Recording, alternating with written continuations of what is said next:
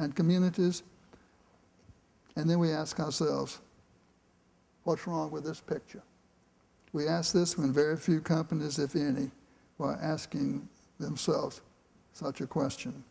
And out of that analysis came a plan in terms of climbing the 7 faces of Mount Sustainability to meet at the top, that point at the top symbolizing zero impact, zero footprint.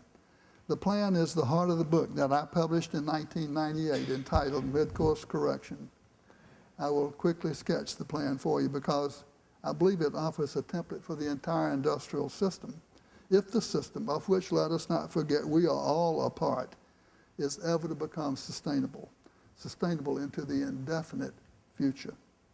And as I describe our plan, I urge you again to think analogously about your own organization, your buildings.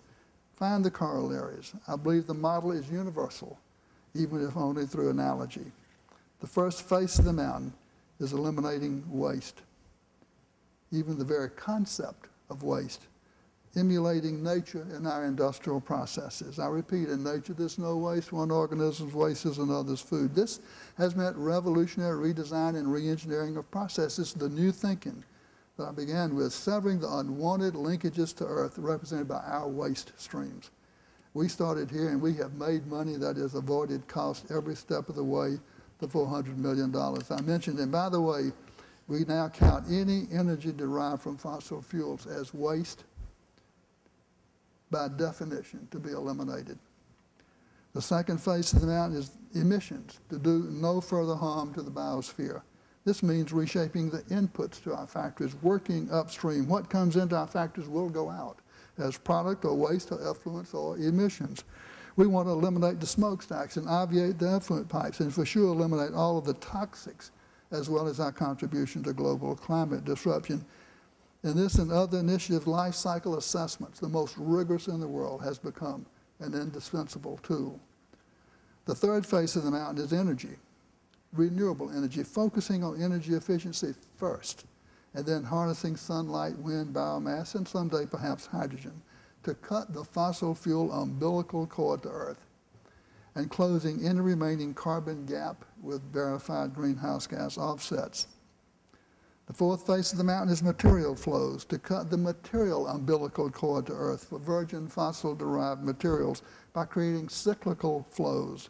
The technologies did not exist when we began, but one by one they fall into place, beginning the shift to carbohydrate polymers to replace the petro-derived energy-intensive hydrocarbon polymers, using corn dextrose as a feedstock to replace fossil fuel feedstocks with significantly reduced environmental impact, dust to dust with a biotech wrinkle. Our most recent breakthrough is development of the technology to introduce closed-loop post-consumer recycled nylon type 66, the most expensive, the most energy-intensive, and the most difficult of all the raw materials to recycle. But we're introducing recycled post-consumer recycled nylon 66 now into our products, something that we had been told by no less than the inventors of nylon themselves, DuPont, that it would be impossible. Yesterday's nylon now becomes today's feedstock. The fifth face of the mountain is transportation, to achieve carbon neutrality by eliminating or offsetting the greenhouse gases generating and moving people and products. The sixth face of the mountain perhaps is the most important and should be listed first because nothing of lasting value happens without it, and that is the culture shift, the mindset shift to sensitize and educate everyone, changing minds, customers, suppliers, employees, and communities, to inspire the environmentally responsible actions of thousands of little things that everyone can do. We're connecting in more meaningful ways with all of our stakeholders, especially with suppliers and customers with life cycle assessments, and we're connecting with communities on educational initiatives. And then the seventh face of the mountain is the redesign of commerce itself. It will depend on getting all the other six totally right and working, and then the economics will actually favor the true service economy. It goes beyond people selling their service. That is the accountants and the consultants and the lawyers and the teachers and the waiters and so forth, to selling the service that our products provide instead of selling the products themselves. In the case of carpets, this means selling the color, the texture, the design, the acoustics, the comfort, the cleanliness, the ambiance, the functionality, selling the intangible service rather than the tangible product, retaining ownership in the tangible means of delivery, and giving those products life after life in closed-loop material flows, and bringing about manifold improvement in resource efficiency by using stuff over and over. Success on all 7 fronts, a successful climb of all 7 faces will bring us to that summit, the prototypical sustainable company of the 21st century, modeled after nature. What will it look like? If I can put a picture into words, it will be strongly service-oriented by means of products that deliver service. Even its nature delivers its own services, such things as climate regulation and pollination and seed dispersal and so on and so forth. It will be resource efficient, wasting nothing, and cyclical, no more linear take, make, waste processes. It will be driven by renewable energy, minimized and afforded by means of efficiency.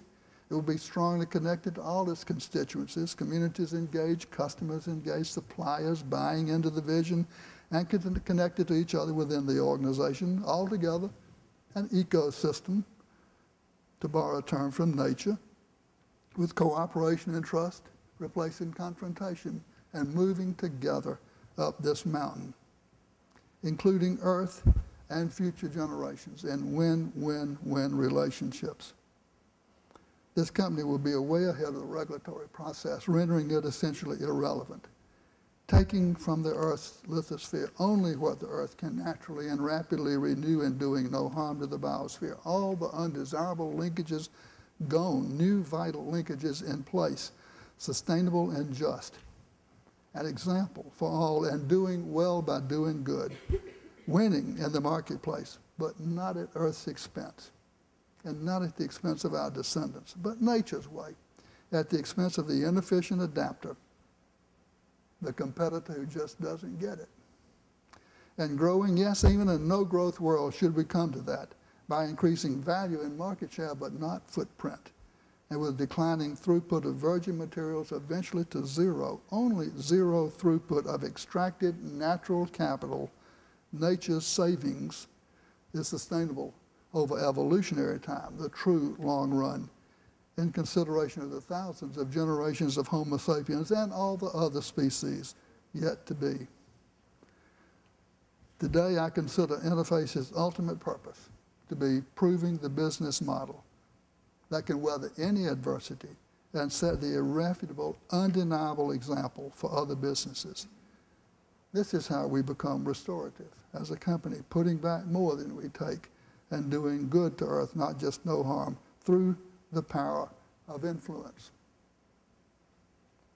If we can do it, anybody can. If anybody can, it follows that everybody can. As a society, we really need to get on with it. Thank you very much.